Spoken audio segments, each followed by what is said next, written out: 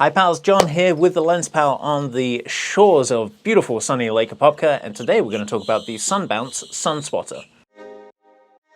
Okay, so the Sunbounce Sun Swatter is a big piece of diffusion that comes with a frame and a handle to it. That's kind of on the basic side of what it is.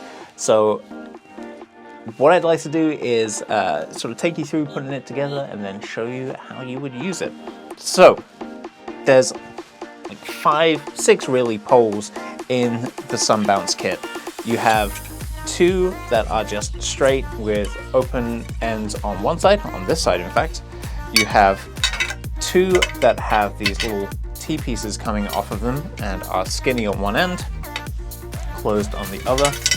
You have this cross piece that is curved up on each side, and then the 6th one is this, which extends out. It's kind of like a riser but without the feet, or a monopod but designed for holding this instead of holding a camera. So those are the 6 poles, plus there's this big piece of scrim. The first thing to do is to put the frame together, or at least a couple of parts of the frame. So you're going to get one of these and one of these, and you're just going to insert like so, like that. There's nothing to lock in place, it just slides on in. Grab the other pairing, like so, and slot them in. That is the first step done. So once you have 2 of these set up, what we're going to do, we're going to take this, and starting at the very bottom, we're going to go through the Sunbounce corner, like that. We're going to then go into the little sleeve that's stitched on the side. I'm just going to thread that all the way down and into that corner, and then this keeps coming down and down and down, like so. And then you can give this a little bit of a tug. This corner is stretchy, so it will give, and then it's actually stitched on the very end, in the very corner, so that will hold that in place. And we're going to do the same thing on the other side, making sure, again, to start down by the yellow little handle tag, all the way up through the black part, into the white sleeve, all the way in to the end, right there. Pull this down, and if needed, use the little yellow tag to make that nice and tight. So that is step 2. So far, so good. Step 3, take the bull horns. That's how I like to think of them. Take the bull by the horns.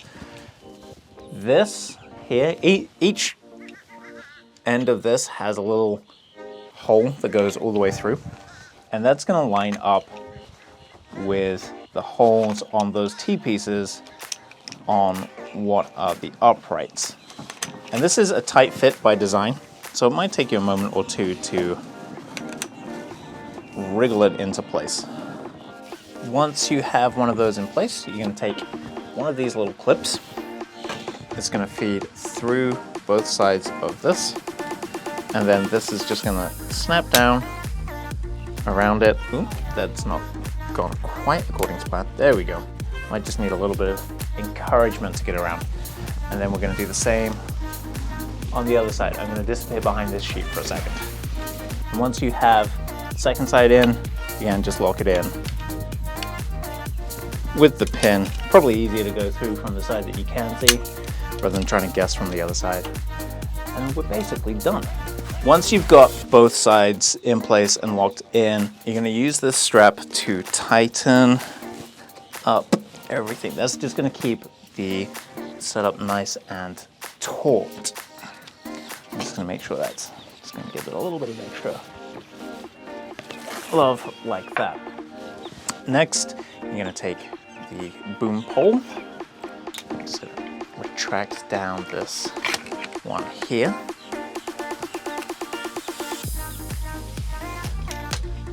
And you're going to attach it onto here like this.